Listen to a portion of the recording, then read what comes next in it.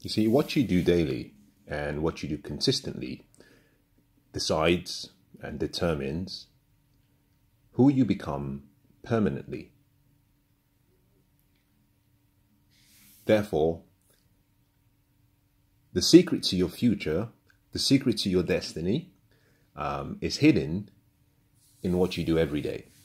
I usually use the notion of life comprising of three distinct parts: your past, your present, and your future. Your past is gone. Like a spent check, you can't retrieve it. So it's better to focus away from the past and towards the future. Your present, on the other hand, is right now, and so you should be experiencing and living in the present moment, embracing all of the beauty and the serenity of the environment, the people around you, the emotions you're feeling.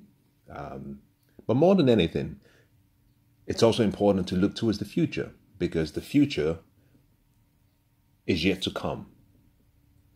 The past is gone. The present is now. The future is yet to come. So all of your happiness and joy and the best days of your life are yet to come. It's somewhere in the future. The key then to really experience a great present is to be present. But before you try to be present, I like to encourage people to travel into the future and bring the picture of that future, the perfect picture, the ideal future. Practice what people call idealization, assuming that everything was perfect, the way you wanted it to be, exactly how you wish that it would be. Now hold that picture and bring that picture into the present. Hold on to that picture long enough that you can associate emotions. You can get emotionally involved with the picture. By getting emotionally involved with the picture, you're feeling to a change. At the moment that happens, you're inspired. So you look towards the future for inspiration, for motivation, for vision, for hope. You live in the present because the present gives you peace and certainty. But by bringing in that feeling of inspiration from the future into the peaceful state of mind in the present, it surges you towards moving in the right direction. You look to the past only to remind yourself of some of the good things you've done, to review your victories and your successes. So the past is there to help you build your self-confidence. The present provides you with peace. The future provides you with inspiration.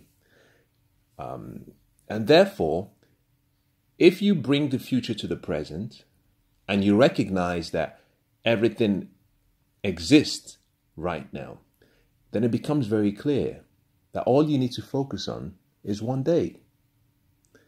And even more importantly, rather than focus on a 24-hour period in the day, all you should focus on are your routines, the habits you have, the rituals you have.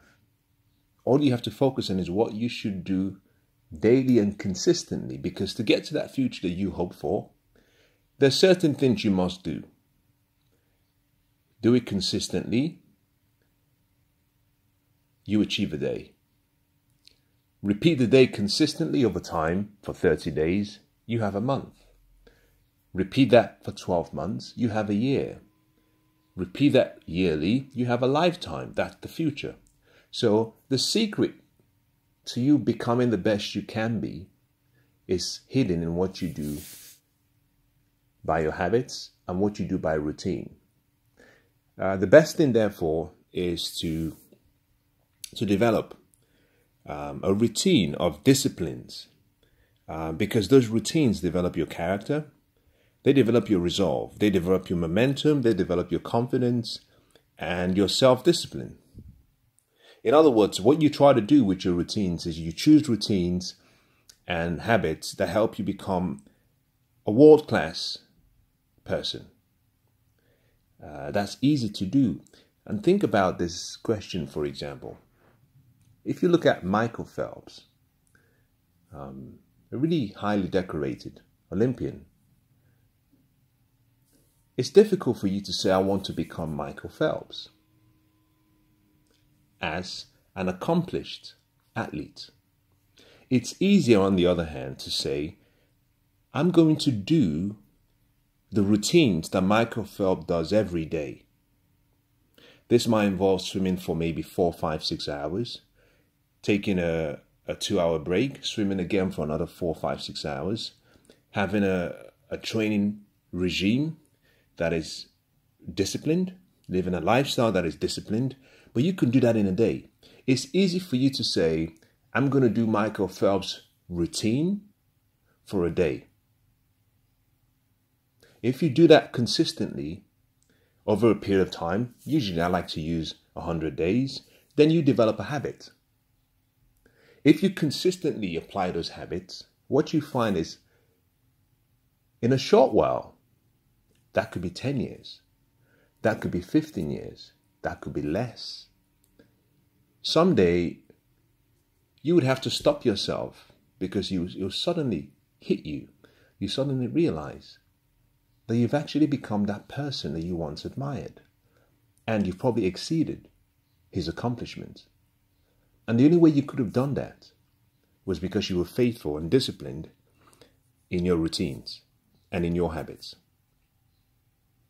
So I think each day you should start with a clear list of what to do. A specific daily set of routines and activities that can help you achieve what you want. And even if you're one of those people, like I am, whereby sometimes you fall into a habitual way of doing things and your current routines no longer excite you or create the desired effects that you want, then switch it up. Try change. Remember this, you're not a tree. You don't have to stay fixed in a particular place. If you don't like your environment, then get up and leave. If you don't like the relationships you have because they're influencing you negatively, then find new associations that inspire you. If you're not happy with the job you have, recognize you still have the power of choice. Yes, you might need to do it by necessity, but create a routine that will lead you towards the job that you desire and you want. If you don't have the relationship you want, then start developing the character and the attitude and the behavior of someone deserving of a quality relationship. Life is a collection of experiences. So one of the things you must do is collect experiences. Part of those experiences will happen as a result of what you do. What you do develop into routines. So I think one of the things that you could take away from everything that I've shared today is that whatever you want in the future, it's much easier to achieve it if you consider it based on it being simple routines, simple activities. And those routines don't always have to be physical. Success leaves behind clues.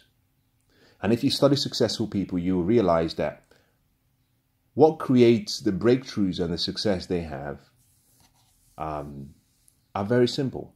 As a matter of fact, if you study their results, you'll find out that there are certain activities that they engage in, and those activities come in 3 parts. There's the physical, which like hard work and persistence and grit, dedication, focus.